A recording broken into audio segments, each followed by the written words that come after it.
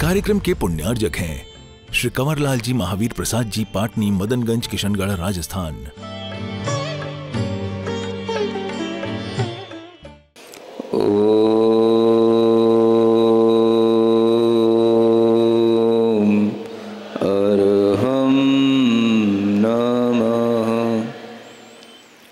प्रार्थना मुद्रा में आए। दूसरी मुद्रा सिद्ध मुद्रा। दोनों हाथों को ऐसे बाहर निकालें, अंजलि नुमा दोनों हाथों को बनाएं, हल्की सी उंगलियां ऊपर की ओर, और सिद्ध भगवान की ऊर्जा का अपनी हथेलियों पर स्मरण करें। हृदय में सिद्ध भगवान को स्मरण करें, आंखें बंद करें। ओम। हाथ की कोहनियाँ सीधी रहें। कोहनियों को अगर आप झुका लोगे तो आपको इन मुद्राओं से कोई लाभ नहीं होगा। कोहनियाँ सीधी रखें। ओम अरहम नमः। ओम अरहम नमः।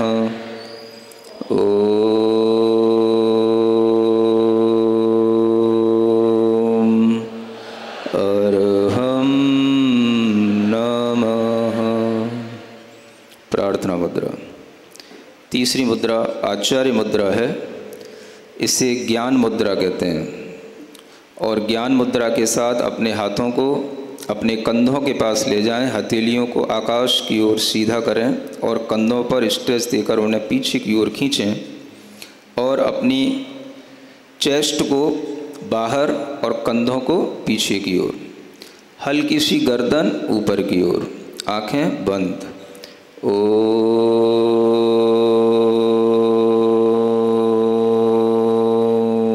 अरहम नमः। ओम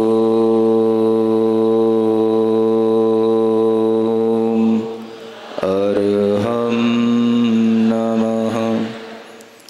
ओम अरहम नमः। प्रार्थना मुद्रा। चौथी उपाध्याय मुद्रा है। दोनों हाथों को इस तरह से बाहर लें जैसे आप दीवार को धक्का दे रहे हो। अपने हाथ सीधे रखें, पांचों उंगलियां आपस में मिली हुई रहें। अपनी दृष्टि दोनों अंगूठों पर रखें। ओम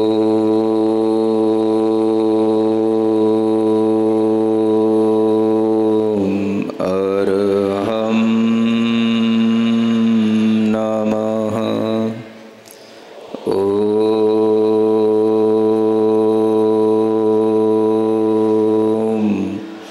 अरहम नमः। ओम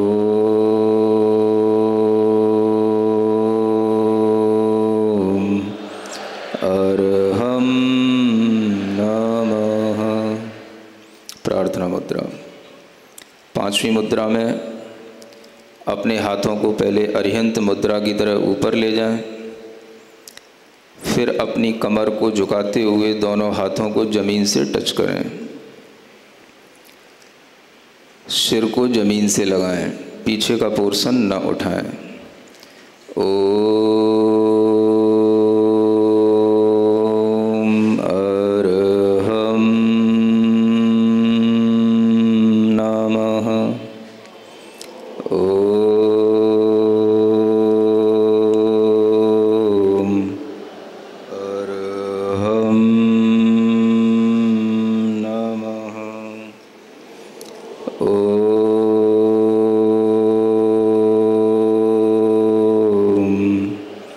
अरहम नमः। रिलैक्स।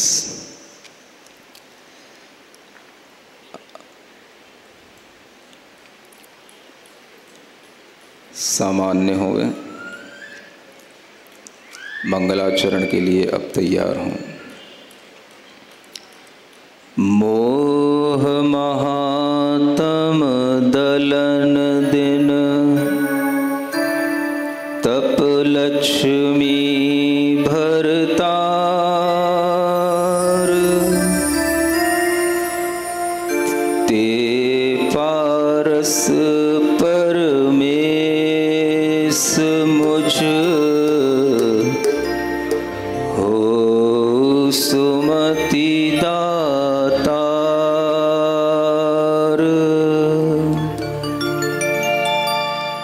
वामानंदन कल्पतरु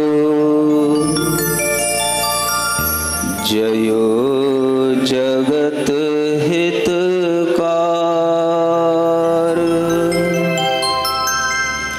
मुनि जन जाकी आस करी जाचे शिव फल सार जाचे शिव फल सार।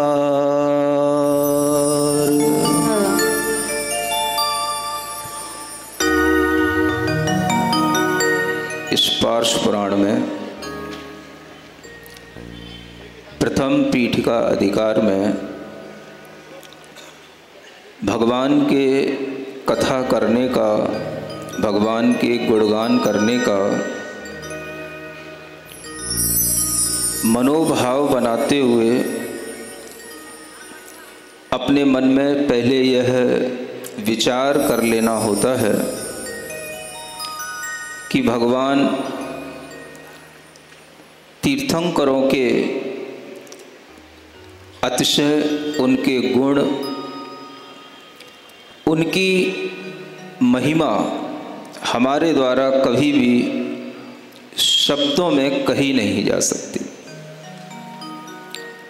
फिर भी कार्य कितना भी कठिन हो, लेकिन अगर वह कार्य अच्छा है तो बुद्धिमान व्यक्ति उस कार्य को करने के लिए अपनी शक्ति अनुसार प्रयत्न अवश्य करता है। जो कार्य बड़े बड़े गढ़धरों से भी नहीं हो पाता, उन्हें भी एक सामान्य व्यक्ति करने की यथाशक्ति कोशिश करता है और करना भी चाहिए। अच्छे कार्यों को करने के लिए हमें हमेशा शक्ति लगानी चाहिए। चाहे हमारे पास शक्ति की कमी हो कोई बात नहीं, लेकिन अच्छे उद्देश्य के साथ अच्छे कार्य जब किए जाते हैं, हम अगर थोड़ा भी चलते हैं तो भी हम सफल कहलाते हैं। सफलता कार्य की पूर्णता को नहीं कहते। अच्छे उद्देश्य के प्रति अगर आपने एक कदम भी बढ़ाया है तो हमारी दृष्टि में आप सफल हैं, और ऐसी ही सफलता हम चाहते हैं। A journey of thousands miles begins with only one step. कितनी भी हजारों मील की जर्नी हो, अगर आपने सही दिशा में एक कदम उठाया है तो सही मायने में आप एक सक्सेस मैन हैं। और यही चीज अगर हम जीवन के हर दिशा में लगाने लगते हैं, समझने लगते हैं, तो हमें अपनी जर्नी में भी आनंद आता है, और जो हमारा डेस्टिनेशन होता है उसको भी प्राप्त करके हमें आनंद आता है। आप लोग सही दिशा में एक स्टेप बढ़ा रहे हैं, ये खुशी की बात है।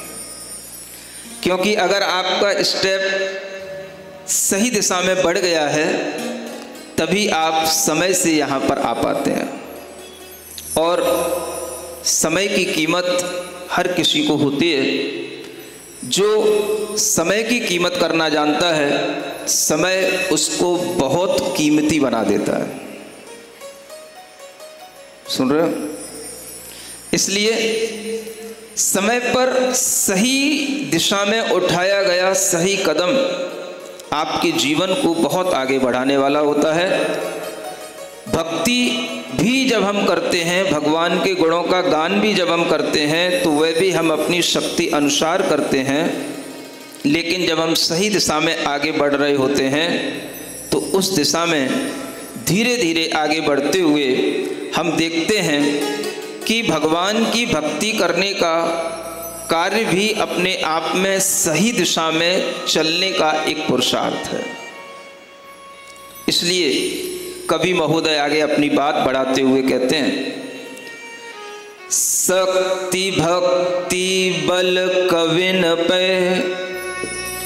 जिन गुण बरने जाहि, मैं अब बरनो भक्तिवश, शक्ति भूल मुझ नाही। वर्णो पूरब कथित क्रम, ग्रंथ अर्थ अवधारी। सुगम रूप संक्षेप सो, सुनहु सबहि नर नारी। कहते हैं जिनेंद्र भगवान के गुणों का वर्णन करना बड़े बड़े कवियों की शक्ति के द्वारा भी संभव नहीं है, फिर भी मैं भक्तिवश अपनी शक्ति को भूल करके भी यह कार्य करने को तत्पर हो रहा हूं। और मैं वही कहूंगा जो पूर्व आचार्यों ने कहा है, पूर्व ऋषियों के द्वारा जो भगवान के विषय में कहा गया है, मैं वही कहूंगा। और ये विषय भी कहाँ से आता है, किसके बारे में कौन जानता है, भगवान की कथा भी कौन सुनाएगा। जिनको केवल आंखों से दिखाई देता है वो तो कभी भगवान के बारे में जान ही नहीं सकते। भगवान के पूर्व के 10 भवों के बारे में, उनके 10 जन्मों के बारे में कौन देखेगा, कौन बताएगा। अगर आपको भगवान का भीतरी स्वरूप जानना है तो उन्हें सर्वज्ञ के रूप में देखना होगा। वह शरीर से, मन से वीतराग हैं, लेकिन भीतर से, आत्मा से वह सर्वज्ञ हैं।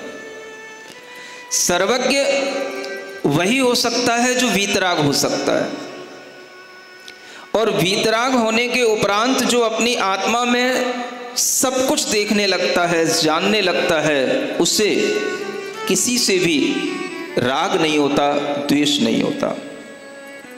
आप सोच सकते हो, कभी 2 तीर्थंकर आमने सामने नहीं मिल सकते। दुनिया का एक सबसे बड़ा अजूबा मैं आपको बता रहा हूं।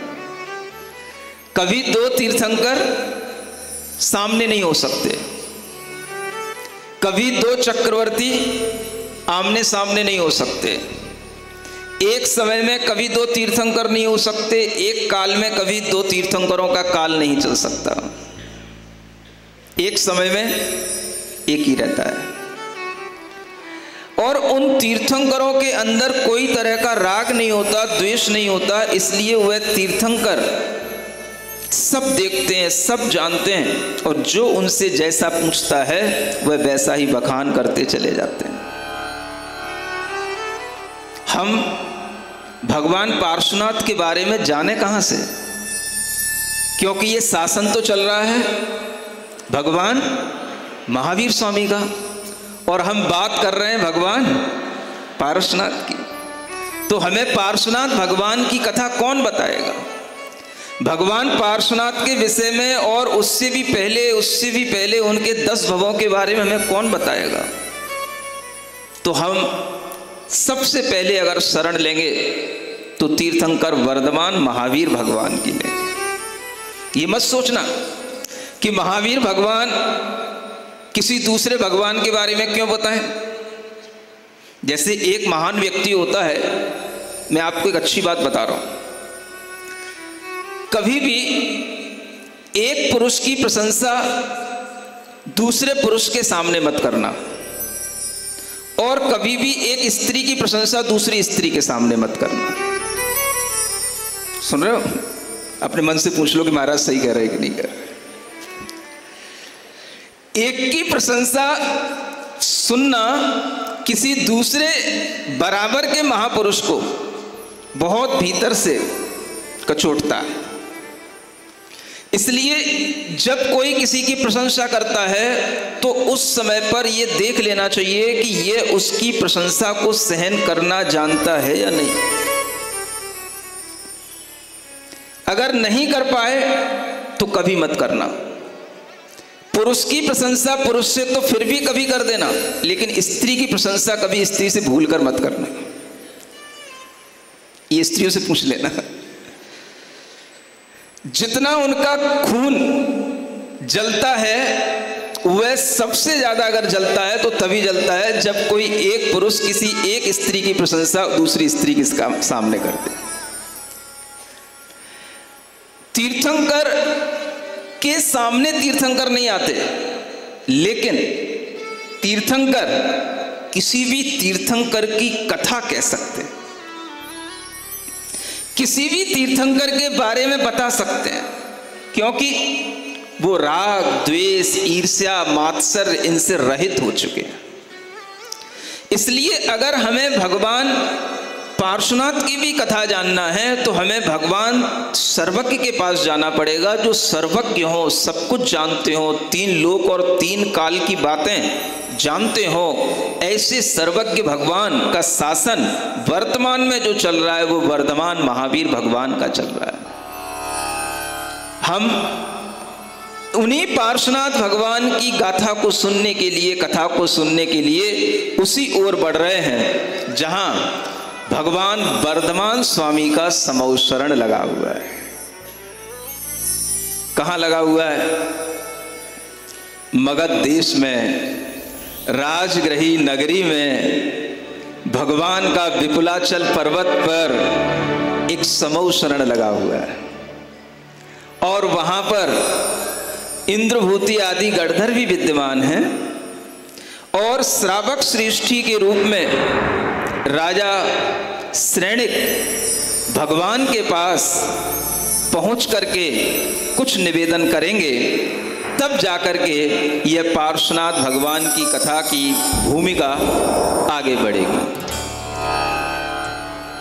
ओम अर्हं नमः, ओम अर्हं नमः, ओम अर्हं नमः, ओम अर्हं नमः, ओम अर्हं नमः, ओम अर्हं नमः, ओम अर्हं नमः, ओम अर्हं नमः, ओम अर्हं नमः, ओम अर्हं नमः। ओम आदिनाथाय नमः, ओम पार्श्वनाथाय नमः, ओम पार्श्वनाथाय नमः। की कंठ समान छवि वपु तुंग नवहार, लक्षण उरग निहार पग बंदो पारसनाथ। हम कथा सुनाते पार्श्वनाथ भगवान की, हम कथा सुनाते पार्श्वनाथ भगवान की। ये पार्श्व कथा है वामानंदन पार्श्व की, ये पार्श्व कथा वामानंदन पार्श्व की। हम कथा सुनाते पार्श्वनाथ भगवान की, हम कथा सुनाते पार्श्वनाथ भगवान की।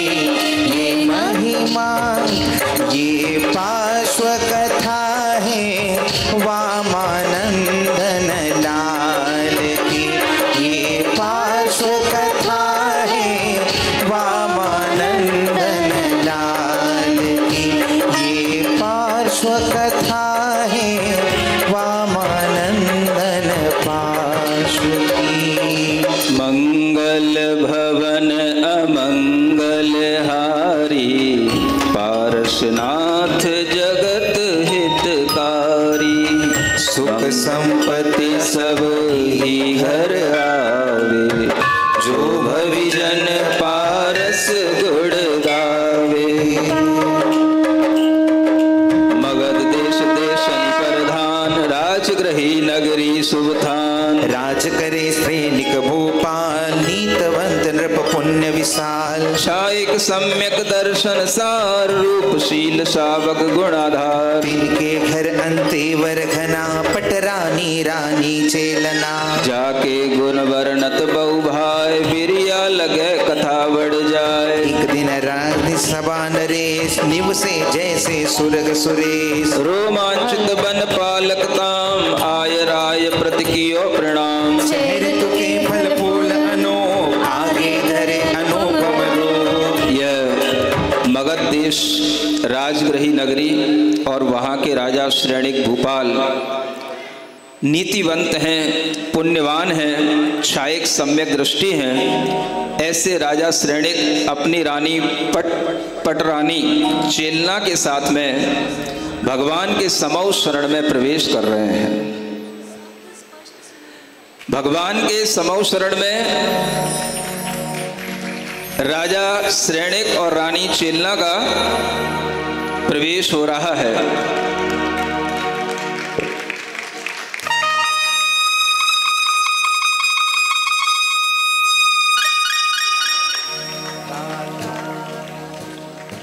राजा श्रेणिक भी गुणवान हैं और उनकी रानी चेलना भी अनेक गुणों को धारण करने वाली शीलवंती रानी है। और जब यह अपनी सभा में बैठे हुए थे तो उस समय पर एक वन पालक उनके समक्ष आकर के प्रणाम करता है और प्रणाम करते हुए 6 ऋतुओं के फल फूल उनके समक्ष रख देता है। वह वन पालक आगे कहता है हाथ जोड़ करके, हाथ जोड़ बिन वै बनपाल विपुलाचल पर्वत के भाल। वर्धमान तीर्थंकर आप आए राजन पुण्य प्रताप। महिमा क्लुच बरनी नहीं जाए इंद्रादिक सेवै सब पाए। समूह सरन संपत्ति की कथा मोह पे कही जाय किमि तथा। माली वचन सुने सुखदाय हर्ष्यो राजा अंग नवाय। दीने भूषण वसन उतार वनमाली लीने सिरधार। उस समय पर हाथ जोड़ करके जब वह वनपाल विनती करता है और कहता है कि हे राजन, तीर्थंकर वर्धमान भगवान विपुलाचल पर्वत पर आपके पुण्य प्रताप से आए हैं और उनकी महिमा क्या वर्णन करें कि उनके लिए तो सौधर्म इंद्र आदि अनेक इंद्र बड़े बड़े देव उनकी सेवा में लगे हुए हैं। उनके समौ शरण की कथा कहेंगे तो बहुत देर लग जाएगी। ऐसी महिमा को धारण किए हुए वह भगवान तीर्थंकर आपकी नगरी में आए हैं। ऐसे वचन सुनकर के राजा श्रेणिक को बहुत हर्ष हुआ और उसी समय पर अपने अंगों से उन भगवान को अपने मन से वहीं से नमस्कार करके प्रसन्नता में राजा श्रेणिक ने वनमाली के लिए अपने अच्छे अच्छे जो आभूषण थे उस प्रसन्नता में उसके लिए भेंट कर दिए। अपने अच्छे अच्छे वस्त्र भी उसके लिए भेंट कर दिए। मंगल भवन अमंगल हारी पारसनाथ जगत हितकारी। सुख संपत सब ही घर आवे जो भवि जन पारस गुण गावे। सुख संपत सब ही घर आवे जो भवि जन पारस गुण गावे। सात पैण गिरि सम्मुख जाए किए परोक्ष विनय नर राय। आनंद में नगर में गई सब ही को दर्शन समझ गई। चलियो संग पुरजन समुदाय वंदे वर्धमान जिन राय। लोकोत्तर लक्ष्मी अवलोक गए सकल भूपति के सो। स्तुति आरंभ करी बहु भाय बार बार भुवि शीश नवाय। गौतम गुरु पूजे कर जोरी नर कोटे बैठो मद जोरी। और वह राजा श्रेणिक उसी समय पर 7 कदम आगे चल करके अपने सिंहासन से उतर करके पहले परोक्ष में भगवान को नमस्कार करते हैं। नगर में आनंद भेरी बजाई जाती है, सबको भगवान के दर्शन के लिए चलना है और उस आनंद भेरी को सुनकर के सभी प्रजाजन भगवान के दर्शन के लिए निकल पड़ते हैं और पूरे पुरजनों को साथ में लेकर के वह वर्धमान भगवान के समोशरण में पहुंच जाते हैं, जहाँ की अलौकिक लोकोत्तर लक्ष्मी को देख करके राजा के सारे शोक, सारे प्रकार के मनोमिलान सब दूर हो जाते हैं और वह भगवान की स्तुति करके भगवान को बार बार सिर से प्रणाम करके, सिर झुका करके अपने कोठे में बैठ जाते हैं और वहाँ पर अपना अहंकार छोड़ करके राजा श्रेणिक गौतम गणधर से प्रश्न करते हैं कि यो प्रश्न श्रेणिक बड़ भू प्रभु पारस जिन कथा अनु जाके सुनत पाप क्षय होए, कहिए देव कृपा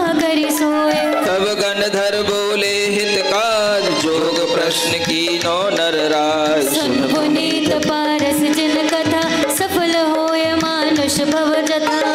तब वह प्रश्न करते हैं कि हमें भगवान पार्श्वनाथ की कथा सुनने का आज मन हुआ है, हे भगवान मुझे पार्श्वनाथ भगवान की कथा सुनाइए।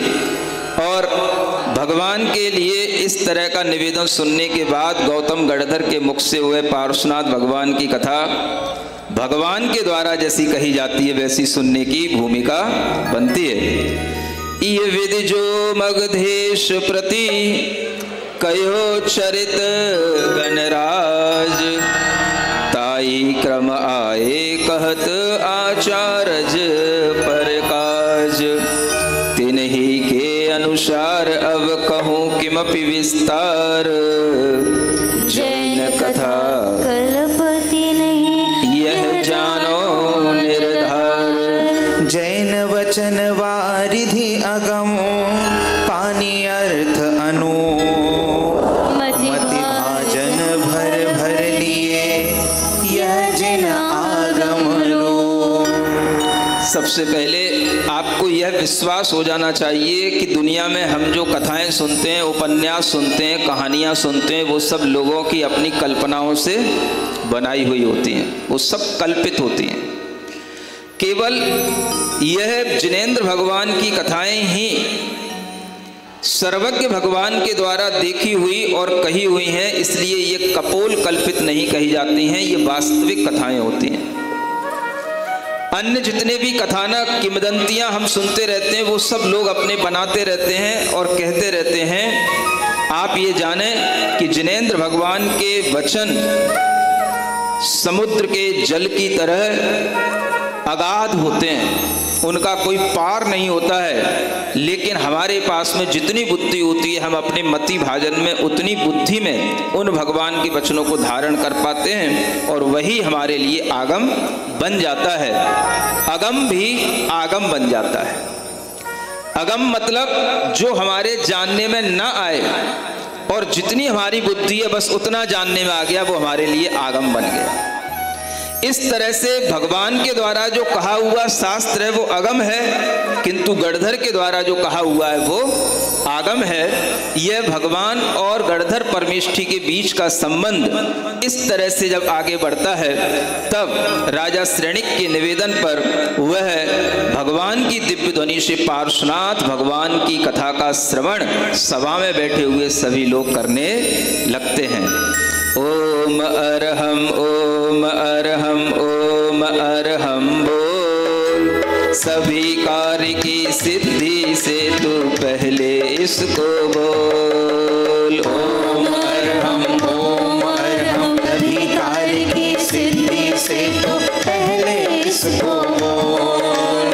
जम्बूदीपति पे ये सार सूरज मंडल की उनहार, मध्य सुमेरु कर्णिका भास बने क्षेत्र दल दीर्घ जास। तारागण मकरंद मनो सुर नर संग भ्रमर कुल जो, लवन समुद्र सरोवर थान दीपक दो यह कमल महान। लक्ष्य महाजोर भोजन विस्तार, बसे विविध रचना आधार। दक्षिण भरत धनुष संठान, पर्वत फणच नदी जुगबान। सबसे पहले भगवान ने जम्बू द्वीप में जिस स्थान से 10 भव पूर्व से भगवान की कथा प्रारंभ करनी है, उस स्थान को लोकेट करते हुए बताया जा रहा है कि इस मध्य लोक के अंदर बीचों बीच में एक जम्बू द्वीप है,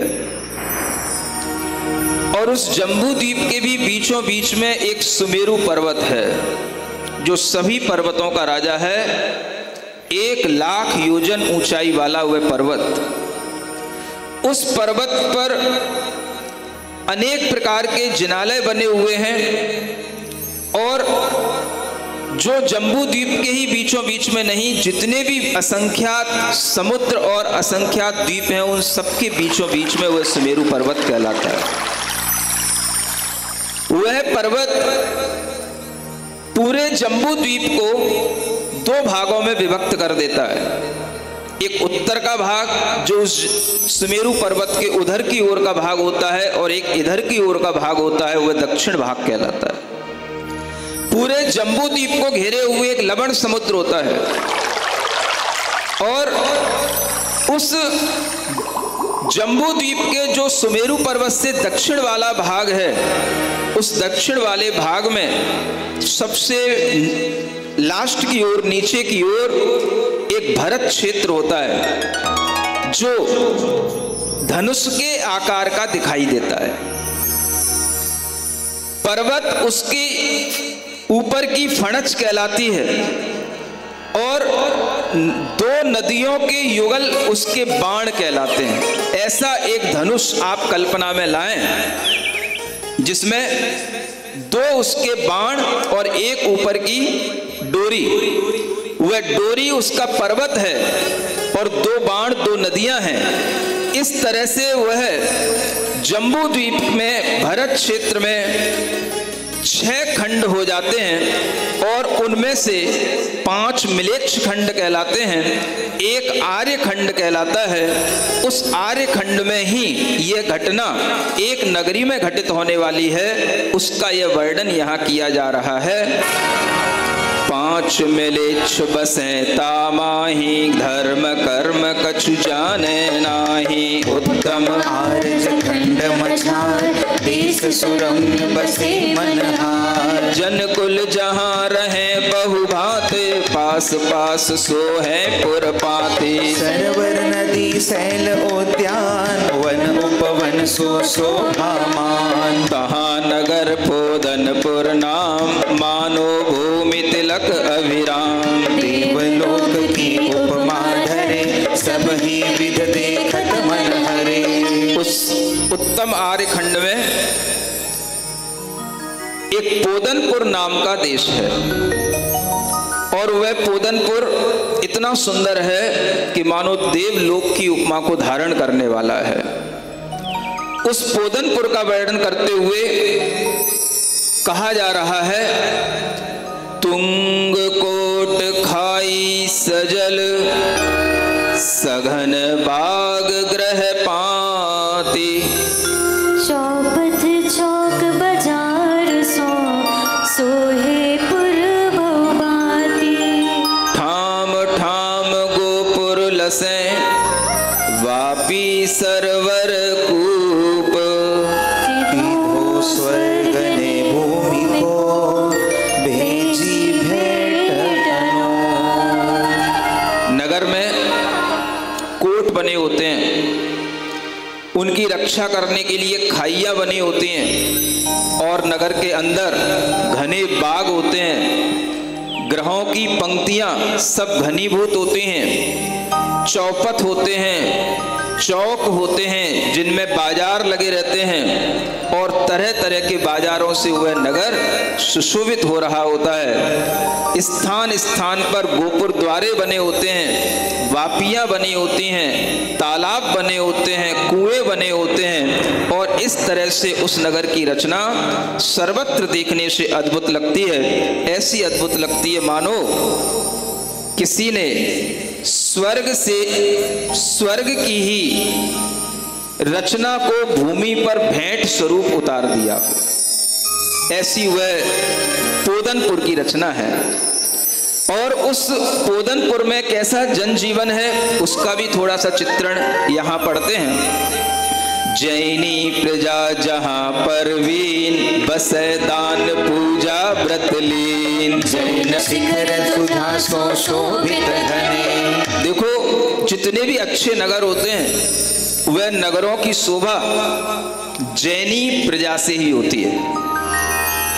जहां जितने ज्यादा जैनी होंगे समझना वो नगर उतना ही उत्कृष्ट नगर है।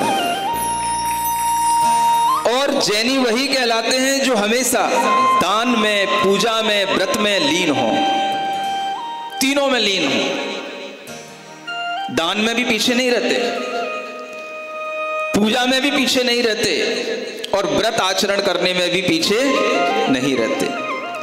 ऐसे जैनों के आचरण से वह नगर जब सुशोभित होता है तो उस नगर की महिमा का वर्णन देवों के द्वारा भी करने में असमर्थता होती है। उस नगर में जैन भवन बने हुए हैं, माने जिनालय बने हुए हैं, बहुत ऊंचे ऊंचे जिनालय, जिनके शिखरों पर बड़ी बड़ी ध्वजाएं लगी हुई हैं और वह ध्वजाओं के माध्यम से उन जिनालयों की शोभा बहुत अधिक मनोहारी लगती है। जिनालयों की शोभा से ही नगरों की शोभा बनती है। और जिनालयों पर दो चीजें जिनालय के अंदर जरूर अवश्य होनी ही चाहिए। एक तो जिनालय के शिखर पर ध्वजा का होना, और वह ध्वजा ऐसी होनी चाहिए जो ध्वजा ही हो, प्रतीक ना हो ध्वजा का। अगर आपने लोहे की कोई ध्वजा या कोई भी चांदी की ध्वजा या सोने की भी लगा दी तो वो प्रतीक हो गई, ध्वज नहीं कहलाया। ध्वज तो वह होता है जो लहर लहर लहराए, केसरिया झंडा जिनमत का, लहराना चाहिए। इस तरह के जब आप बड़े बड़े मंदिर बनाते हैं, उत्तुंग शिखर बनाते हैं, तो उन पर इस तरह की व्यवस्था भी होनी चाहिए कि आप वहां पर ध्वज लगाने पहुंच पाएं। इसका अगर आप ध्यान नहीं रख पाते तो बड़े बड़े मंदिर बनने के बाद उनकी यशः कीर्ति हो नहीं पाती, और समाज को जो फायदा मिलता है वो ध्वजा के माध्यम से मिलता है। जिस मंदिर पर ध्वजा हमेशा जिस अनुपात में लगी हुई होनी चाहिए उस अनुपात में लगी हुई हो, वह ध्वजा लहराने वाली हो, तो वहां की समाज की यशः कीर्ति आसपास के नगरों में बहुत अच्छे ढंग से फैलती है, ऐसा शास्त्रों में लिखा है। इसलिए मंदिरों के ऊपर लहराती हुई ध्वजा बनाओ। और आपके लिए एक कार्य और हो सकता है मंदिर की उन ध्वजाओं की शोभा बनाने का। एक ध्वजा मंदिर के ऊपर, शिखर के ऊपर एक ध्वजा बीच में बड़ी ध्वजा हो और उसके आसपास अन्य और छोटी छोटी ध्वजाएं हो, 10-11 ध्वजाएं, तो वह मंदिर के शिखर की शोभा देख करके ही, दूर से ही देख करके कोई भी व्यक्ति होगा वह देखेगा यह शिखर तो बड़ा शोभायमान हो रहा है। और जब वह भगवान के उस शिखर को देखेगा तो पूछेगा ये किसका मंदिर है, तो कोई कहेगा ये जिनेंद्र भगवान का मंदिर है, ये आदिनाथ भगवान का मंदिर है। और जब ये नाम उसके कान में सुनाई पड़ेगा उतने मात्र से कोई भी अनजान व्यक्ति होगा उसके पापों का क्षय हो जाएगा। इसलिए एक 11 ध्वजाओं का प्रक्रम, 10 ध्वजाएं समौ शरण में होती हैं, 10 ध्वजाएं ध्वजा भूमियों में होती हैं। वह भूमियां हमारे पास नहीं होती हैं तो हम उन ध्वजाओं को उन शिखरों पर लगा सकते हैं। शिखरों के आसपास जो कुछ भी स्थान है वहां पर ध्वजाओं के माध्यम से हम एक जिनालय की अद्भुत छटा बना सकते हैं। एक कार्य तो ये करना चाहिए। जयपुर में कितने मंदिर हैं, मुझे लग रहा है कि पोदनपुर जाने की जरूरत क्या है, जयपुर ही आकर के देख लो। कम है क्या? लोगों को ही ज्ञात नहीं है, कोई 250 मंदिर कहता है, कोई 300 कहता है, कोई 350 कहता है। कितने मंदिर हैं? लो 400 तक कहने लग गए भैया। अब 400 मंदिर जिस नगर में हो, समझो उससे बड़ा स्वर्ग और उससे बड़ा स्थान इस दुनिया में कहां होगा जहां पर मंगल ही मंगल हो। उस नगरी का पुण्य कितना होगा। लेकिन हम समझते हैं उन सब के शिखरों पर ऐसी ध्वजाएं नहीं होंगी। उन सब मंदिरों के शिखरों पर ध्वजाएं फैलने से ही समाज को लाभ मिलता है और समाज की यश कीर्ति भी बढ़ती है। तो ध्वजाओं के माध्यम से हम समाज की अभिवृद्धि कर सकते हैं। दूसरा कार्य, उस मंदिर की मूल वेदी पर अगर जगह हो तो आपको एक कोशिश करनी चाहिए। मैंने यहाँ आदिनाथ भगवान की वेदी देखी, भगवान अच्छे लगते हैं, वेदी गोल गोल अच्छी लगती, लेकिन सूनी सी लग रही थी। ये बात मैं किसी से एकांत में भी कह सकता था, लेकिन सबके सामने कह रहा हूं कि उस वेदी के ऊपर, वेदी में एक कार्य और मंगलता का होता है। पिछले कई जिनालयों में मंगल का कार्य हमने कराया है। जिनालय की वेदी पर मंगल द्रव्य रखे जाते हैं और वो मंगल द्रव्य आप लगभग 8 मंगल द्रव्य वहां रख देते हैं। लेकिन अगर आपकी वेदी में जगह हो तो आप 108 मंगल द्रव्यों से भी उस वेदी को सजा सकते हैं। अकृत्रिम जिनालयों में भगवान की वेदियां इसी तरह से सजती हैं और हमने पिछले समय में कटनी आदि जगह पर उन मंदिरों में ऐसी वेदियों को सजवाया। आप देखना, केवल 108 मंगल द्रव्य आप उस वेदी पर रख देना, फिर आप देखना भगवान आदिनाथ की छटा क्या दिखती है। आपके लिए ये 2 कार्य अगर होते हैं तो जिनालय की शोभा अंदर से लेकर ऊपर तक बढ़ती चली जाती है। और इस तरह से जहां जिनालयों की शोभा होती है उसी से नगरों की शोभा होती है और नगरवासियों की शोभा होती है। यह प्राचीन काल में भी होता था, आज भी हो ही रहा है। हमें इस बात की प्रसन्नता होनी चाहिए कि हम ऐसी भूमि पर बैठे हैं जहां 400 और उन जिनालयों में कितने कितने जिनबिंब होंगे, हम उनकी एक साथ वंदना भी नहीं कर सकते हैं तो भी ये महसूस तो कर सकते हैं कि हम एक मंगलमय भूमि पर आज बैठ करके भगवान पार्श्वनाथ की कथा कर। ये विधि पुरी शोभा अधिकार वर्णन करत लगे बहुबार। राज करें राजा अरविंद सोहे मानो स्वर्ग सुरिंद। पाले प्रजा को मत जिन दली नीति बेल मंडित भुज बली। दया धाम सज्जन गंभीर गुण रागी त्यागी रणधीर।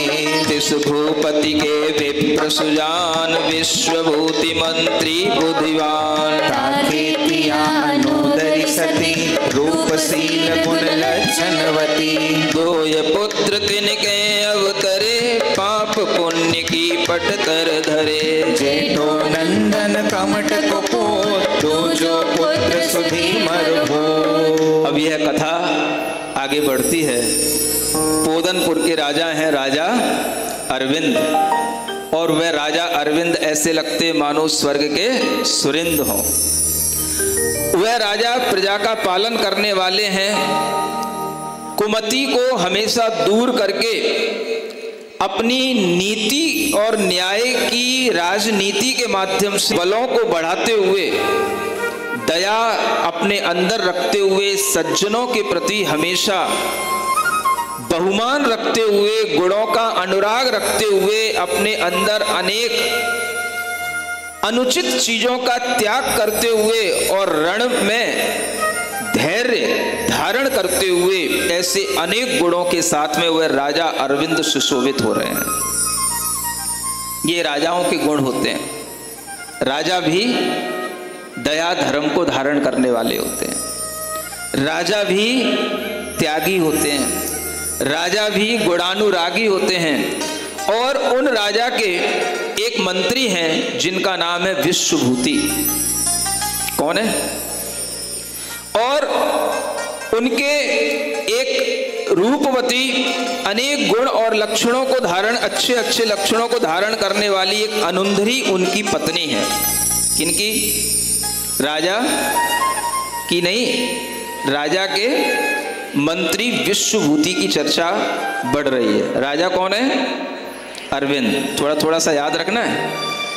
उन अरविंद राजा के विश्वभूति मंत्री की अनुंधरी नाम की पत्नी के 2 पुत्रों ने अवतार लिया। 2 पुत्र उसके उत्पन्न हुए थे और वह 2 पुत्र ऐसे थे मानो एक तो पाप की कथा करने वाला हो और एक पुण्य की कथा कहने वाला हो। मानो पाप और पुण्य की उपमा को धारण करने वाले वो 2 पुत्र उसके उत्पन्न हुए। आप सोच सकते हैं एक घर में एक माता पिता से 2 विपरीत लक्षणों को धारण करने वाली संतानें भी हो जाती हैं। संतानें हमारे ही संस्कारों से बनती हों ऐसा एकांत नहीं है। संस्कार वो संतानें खुद अपने भी पूर्व जन्म के लेकर के आती हैं। हमें उन संतानों से कितना सुख मिलना है, कितना दुख मिलना है, यह हमारा और उनके दोनों के संयोग पर निर्भर करता है। और हमें किसी संतान से सुख भी मिलता है, किसी से दुख भी मिलता है और किसी से सुख दुख एक साथ भी मिलता है। राजा के यहाँ पर वह मंत्री हैं और उन मंत्री के ये 2 पुत्र हैं जिनमें जेठो नंदन कमठ कुपूत। पूत 2 तरह के होते हैं, एक कुपूत और एक सपूत, सुपूत जिसको कहते हैं।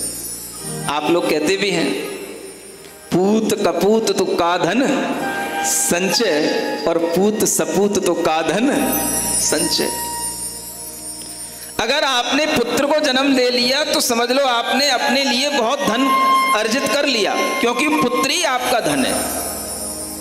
और पुत्र अगर कपूत है तो आपका अर्जित किया हुआ धन कोई काम का नहीं, और पुत्र अगर सपूत है तो भी आपका अर्जित किया हुआ धन कोई काम का नहीं। फिर क्यों धन अर्जित करते हो?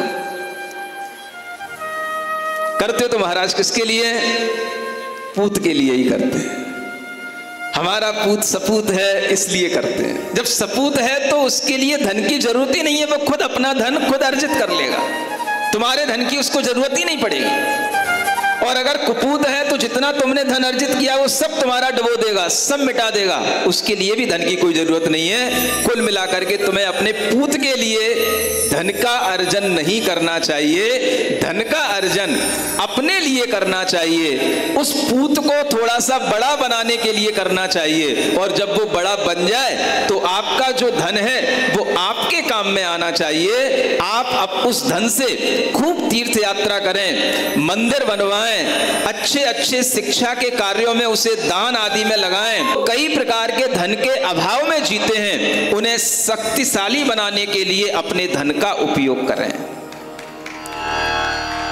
एक पूत के लिए सारा धन कमा करके उसको दे देना ये न्याय नीतिवान पुरुष का काम नहीं है।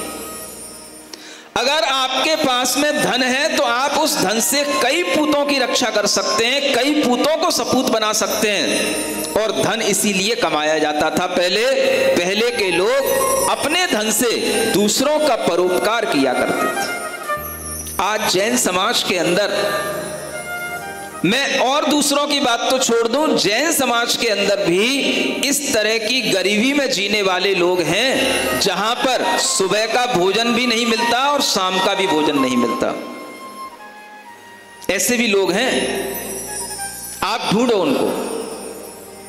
ऐसे भी लोग हैं जो अपने घर में उनके बच्चे हैं तो उनको पढ़ा नहीं सकते, उन्हें किसी भी प्रकार की अच्छी स्कूलों की शिक्षा नहीं दिला सकते, किसी भी प्रकार से वह भीख भी नहीं मांग सकते, और वह हर तरह से अपने कर्जों में दबे हुए रहते हैं। कोई अपने व्यापार थे उनके किसी कारण से मिट गए, इन अभावों में पड़े रहते हैं और भीतर भीतर रोते रहते हैं, लेकिन किसी से कुछ कह नहीं पाते हैं। आपकी समाज में भी वो लोग होंगे, ऐसा नहीं है कि जयपुर है तो यहां सब सोने चांदी में ही लदे पड़े हैं। मैं नहीं मानता, ऐसा हो ही नहीं सकता।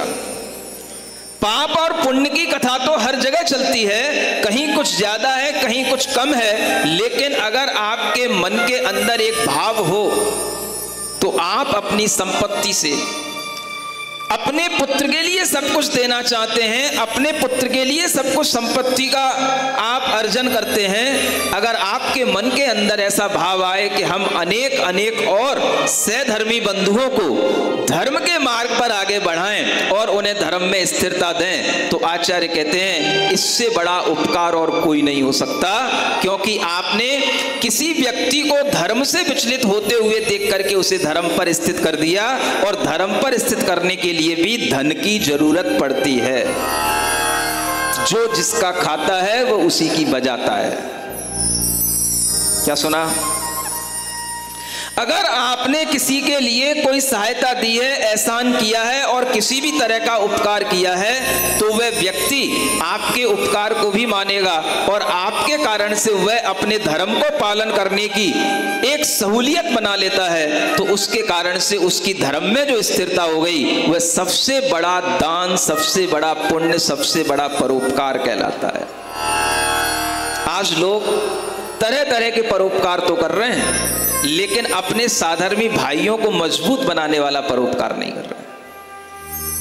तरह तरह के स्कूल, कॉलेज, शिक्षाएं, सब कुछ में दान दे रहे हैं, सब कुछ कैंप लगा रहे हैं, सब कुछ कर रहे हैं, लेकिन अनेक ऐसे साधर्मी भाई हैं जो अपनी किसी कमियों के कारण से धर्म में स्थिर नहीं हो पा रहे हैं। उनका मन विचलित हो सकता है। उनकी सहायता के लिए आपका धन जब निकलेगा और इस तरह से जब कोई कार्य आपके माध्यम से होगा, तो ये समाज की एक सुदृढ़ संरचना बनेगी, और इसी संरचना से वह जिनालय जो आज खाली पड़े हुए हैं, जयपुर के अंदर भी बड़े बड़े जिनालय खाली पड़े हुए हैं, उन जिनालयों के आसपास भी घर होंगे, अनेक तरह के और भी स्थान बने होंगे, धर्मशालाएं होंगी। अगर यहाँ के प्रबुद्ध लोग विचार करें, सोचें, तो कुछ अच्छा कर सकते हैं। कई गरीब लोगों को वहां पर बसा सकते हैं, कई अभाव में रहने वाले लोगों को वहां पर बसा सकते हैं, और वहां पर उन्हें धन भी दें और धर्म भी दें। ये दोनों चीजें जहां पर मिल जाएं, समझ लो आपने जीव के जन्म जन्म के लिए उद्धार की कथा वहां पर शुरू कर दी। ऐसा कुछ कार्य जब होता है तब हमारे धन का सदुपयोग कहलाता है। अन्यथा ये बात बिल्कुल सत्य है, पूत सपूत तो का धन संचय।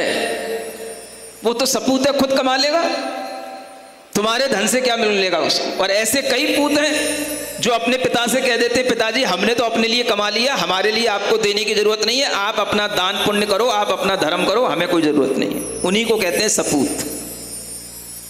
और पूत कपूत है तो आप कितना भी देते रहोगे, रोजाना दो, रोजाना पार, रोजाना पार, रोजाना दो, रोजाना कहां जाता है कुछ पता नहीं, उसकी पूर्ति कभी नहीं पड़ सकती। इसलिए अपने धन का संचय अपनी कमाई से अगर आपने किया है तो उसे ऐसे कामों में करो जिससे ये समाज और सुदृढ़ बने, जैनत्व की पराकाष्ठा पर वह पहुंचे, और ये जैन समाज की संरचना ऐसी सुदृढ़ बने कि कोई भी दूसरी लोग उन्हें बहला करके, उन्हें कोई भी धन का लोभ दे करके उनका धर्म न बदल पाए। ऐसी घटनाएं अनेक हो रही हैं। आपको जागृत रहने की जरूरत है।